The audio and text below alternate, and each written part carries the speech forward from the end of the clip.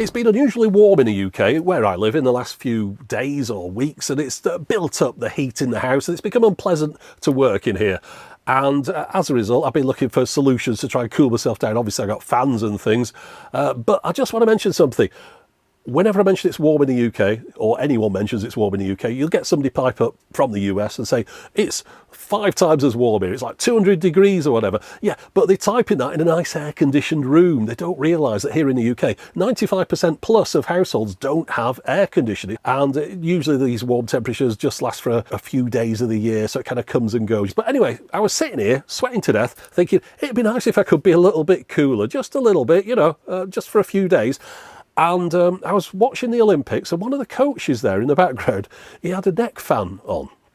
I thought, oh, neck fans, I never thought about those before. Yeah, might want to try one of those out. So I went and looked on Amazon, and I was looking under neck fans. And then I was kind of upsold in a way to neck air conditioners, devices that could actually blow cold air, not just room temperature air. I wasn't quite sure this was possible, because I've got used to the idea that a fan just blows the temperature of the air in the room. Yeah, you get that kind of convection cooling of the air being blown over you and you evaporate and you heat quicker, but still it's just room temperature air, which is what annoys me about those Dyson hot and cool range. They've even got a trademark on that, hot and cool. You'd imagine they blow cool air as well as hot air. Well, they don't. They blow hot air if you want, but you don't get cool air. I mean, I've seen people confused with these things in shops plenty of times, thinking that this thing's going to refrigerate the air and blow it out. No, it's just a fan. However, these neck air conditioners promise to blow out cool air. I thought, well, that's interesting. I'll go get one. So I did, and let me show you the one that I got.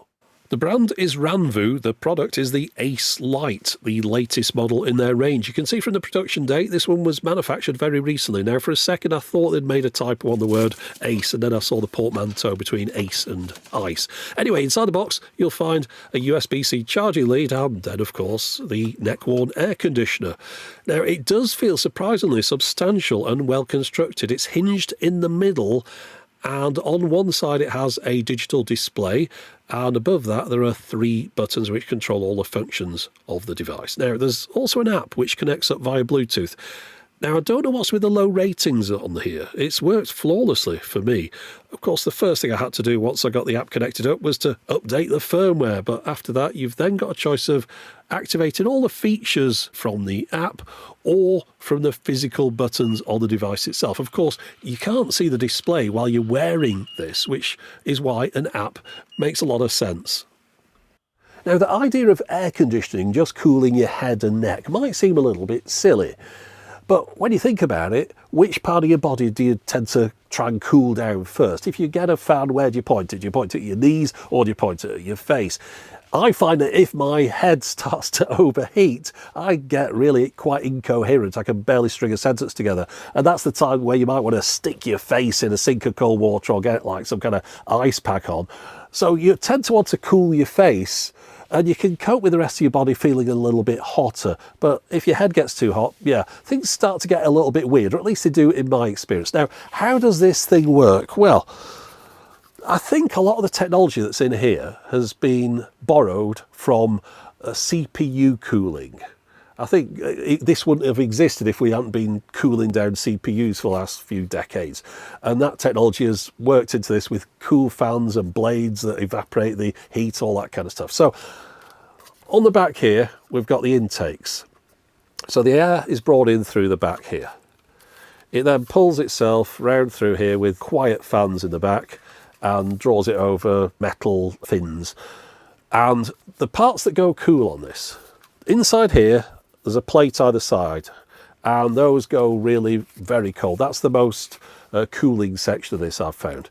But in addition to that, you've got vents here, and there's cool air blown upwards from there. So you've got the cool bit on the inside, air going upwards, but also on the back here, air going downwards from those 2 little holes there to stop you getting a sweaty back. One thing about it, I should say, it's adjustable. So you've got to make sure these plates are pushed against your skin, like so, to get the full cooling effect. But yeah, that's it. You put it on like that. Now, I'm just going to switch it on. I don't know, you'll probably be able to hear this on the microphone, but the fact is it probably won't sound as loud as you may be expecting. It's really quite quiet in use. The biggest noise really is the air coming past through the vents. It's not the actual sound of the fan itself, it's the air passing by. It's kind of a white noise type of sound, a little bit like standing near a waterfall. You can imagine it if you close your eyes. Of course, you can turn this thing way up as well, but on the settings that I tend to use, I have it quite low down, and I've got to say, it's started to cool down already. It only takes perhaps a minute or so before you really start to notice the difference. Now, I've got myself an infrared thermometer. I want to test how cold some of these parts get. Right, so that's 24.4. We're looking at where the dot is there. Do the same on this side. Yeah, so roughly the same. And then, of course, on the top here, this section, that's a little bit warmer. Okay, so it's been switched on just under 2 minutes now. Let's just point to this section here. And you can see now that is cooler than it was before. We should be getting a pretty similar result on the other side, I'd imagine. Yep. Now, as far as the air coming out of these vents, that's going to be a little bit trickier to get a figure for, but we'll give it a go. It says there, that's 17.3. It is a proper air conditioner, just for your head and neck. So I suppose the question is, does it make a significant difference? And the answer is yes. Very much so. In fact, yesterday I was wearing this thing for a couple of hours and I had to make a phone call, and I picked the phone up and I realised the fan was blowing into the microphone, so I took the thing off for a bit. And during the course of the phone call, I started to get really very hot again. I was very glad to put it on again at the end. So you kind of get used to it being there. You get used to the temperature, and you also get used to the feeling of it, because it is quite a heavy plastic thing. And it's not padded in any way, but the fact it kind of grips onto your neck rather than rests on your shoulders makes a difference. And yeah, you do need to get that close to your skin to get that full cooling effect of those plates on either side. It's got 3 buttons, but a little bit fiddly to use at times. And also the display on the side here, outside, that is incredibly difficult to see. So whilst you can just have it set to a certain mode and then switch it on and it will come back to that mode again, if you accidentally get yourself out of that mode by pressing the wrong button, you might want to have the app. It just works over Bluetooth, and it gives you more granular control over the device itself. Now at the moment, I'll just turn the fan all the way up to the top. I don't know if you're going to be able to hear this through the lavalier mic. That's maximum. So I'm getting quite a lot of air going up here now. I don't notice it on the back so much, but that, of course that's because I've got a shirt on. But if I take it all the way down on the fan to the bottom, you'll hear it perhaps go quite a bit quieter. And at this level, you can barely hear it yourself, even though you've got a fan right next to your ears. So the app is very useful. Now, it does have the ability to heat up as well. Not something I really want to be trying very much at the moment. I did test it out briefly, and when I tried it, the plates on the inside heated up, but the fan wasn't blowing upwards. So I don't know if that's just because I didn't have it on long enough. I'd tried it for just a couple of minutes to see if it worked. But yeah, it does warm you up. I mean, in winter, that would probably be quite nice. It'd be like having a big warm scarf around your neck as well. Right, let's just take a quick look at this Bluetooth app. I'll show you how I operate it. So the first thing you might want to do is change the units between centigrade and Fahrenheit. That's down to you. Once you've got it set, adjust the temperature to what you want it to get to. In my case, I want it to get to the minimum, which is 16 degrees C.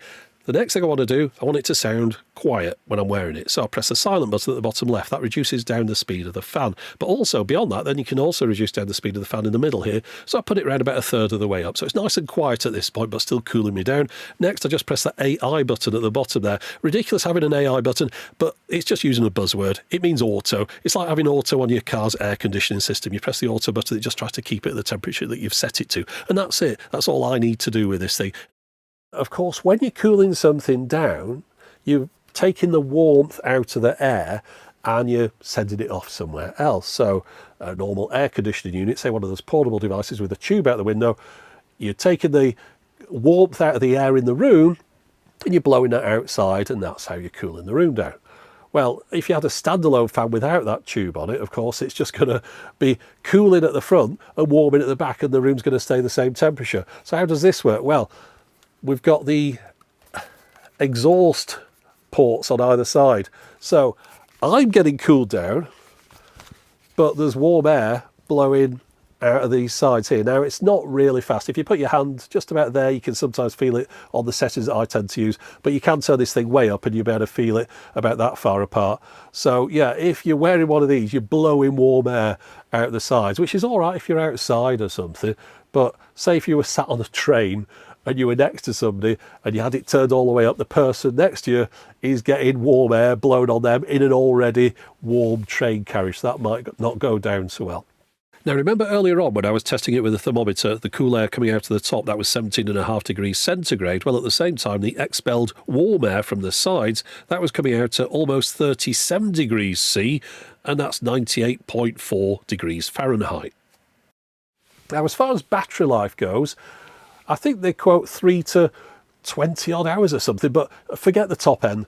I reckon you get somewhere between 3 and 4 hours out of this thing. Of course, that's not going to last you a full day, but it does charge up pretty quickly as well via USB-C. I just want to finish off with a couple of things. First off, one thing I noticed is you can't really wear it while slouching on the couch. During my exhaustive research, you know, if you try and lean back, the back of your couch pushes this thing in an uncomfortable way. So you do have to sit upright while using one of these. And of course, it's not as good as whole home air conditioning, keeping the whole house really super cool, but that's not something I can have here where I am. And besides which, I actually was washing the car while wearing this and mowing the lawn. That's not something you can do with your regular air conditioning. So there's pros and cons. As far as this Ranvoo company goes, I'd never heard of them. Thought they were just one of those fly-by-night companies that turns up on Amazon and changes their name every other week. No, it doesn't seem to be that. Seems like these are the people who make these things and who are good at it, and this is their most recent revision.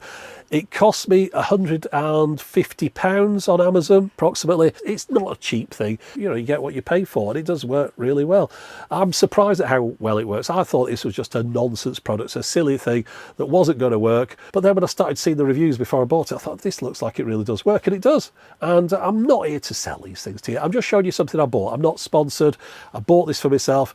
If it was rubbish, I would have said that. Turns out it isn't rubbish, but I don't think it's going to be for everyone. I don't know if everyone wants kind of cool air around the neck and the head. It's a bit of an odd feeling to start with. You really do take a little bit of time to get used to it. I was going to say acclimatise. One thing about it is, you do look a little bit odd. Well, more than a little bit odd. But then again, you're the guy who looks a little bit odd, who is cool, while everyone else around you doesn't look odd, but they're sweating to death. So, you know, take your pick. Which one of those would you rather be? Anyway, that's it for the moment. As always, thanks for watching.